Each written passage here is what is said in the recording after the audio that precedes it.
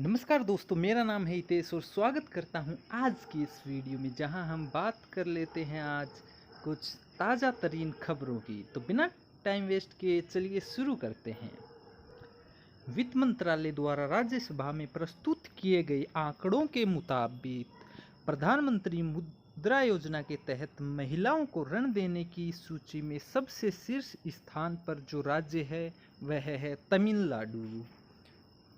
हाल ही में जिस बैंक ने किसानों की साख का आकलन करने के लिए सैटेलाइट डेटा का उपयोग करने का फैसला किया है वह है आईसीआईसीआई बैंक।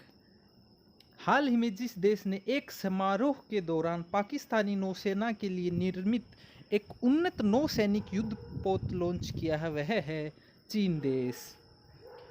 वह देश जो लगभग 10 लाख रोहिंग्यों को भाषण 4 द्वीप पर स्थानांतरित करने की योजना बना रहा है वह है बांग्लादेश।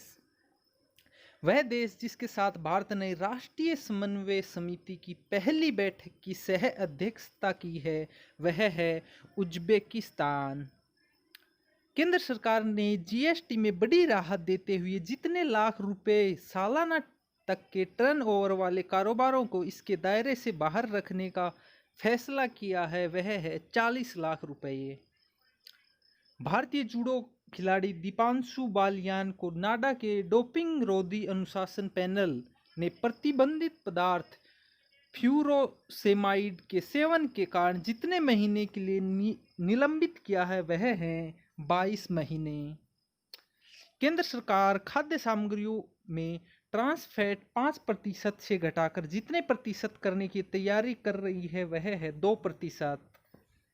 जिस देश में खुदाई के दौरान 300 मीटर नीचे 3800 साल पुरानी किराट देवी की मूर्ति मिली है वह है नेपाल।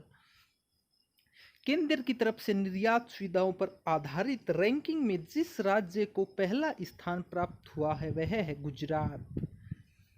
200 अरब डॉलर की संपत्ति वाले विश्व के पहले व्यक्ति जो बन गए हैं वे हैं जेफ बेजोस।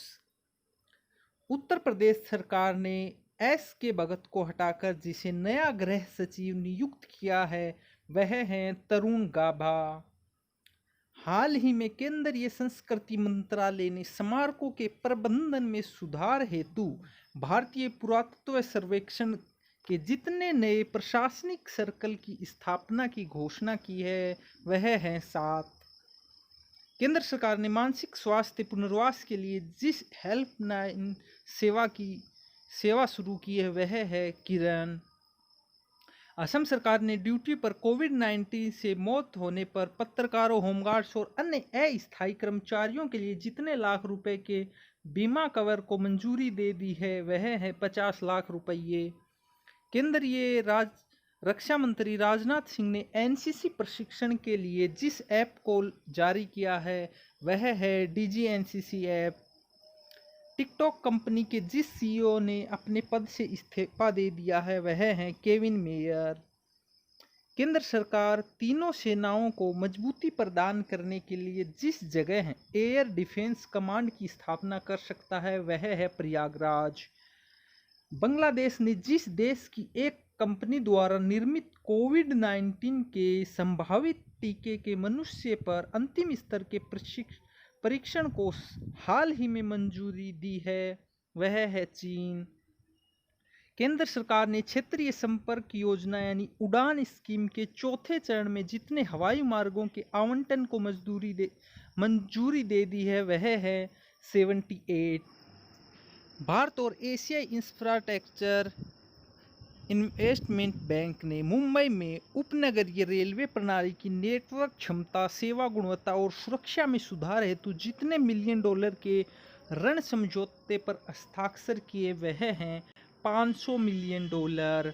भारतीय रिजर्व बैंक मुक्त बाजार परिचालन के जरिए कुल जितने करोड़ रुपए मूल्य की सरकारी प्रतिभूतियों की साथ साथ खरीद बिक्री करेगा वह है 20,000 करोड़ रुपए। असम में सशस्त्र बल अधिनियम को जितने महीने के लिए बढ़ा दिया गया है वह है 6 महीने। राष्ट्रीय शिक्षा नीति को लागू करने वाला पहला राज्य होगा यह है कर्नाटक। जिस आईआईटी संस्था ने शिव नादर विश्वविद्यालय के सहयोग से पर्यावरण के अनुकूल लिथियम बैटरी विकसित की है वह है आईआईटी बॉम्बे। आज की वीडियो में दोस्तों सिर्फ इतना ही। उम्मीद करता हूँ दोस्तों आज की ताज़ा तरीन खबरें आपको पसंद आई होंगी, सुन के आपका ज्ञान ज़रूर बढ़ा होगा। और दोस्तों ज्ञान तो बांटने से ही बढ़ता है, इसलिए वीडियो को लाइक शेयर सब्सक्राइब जरूर कीजिएगा। अगली वीडियो तक दोस्तों खुश रहिए, मुस्कुराते रहिए, क्योंकि आज की भागदौड़ भरी ज़िंदगी में खुशियाँ मायने रखती हैं। It's me signing off, take care, bye bye, जय हिंद।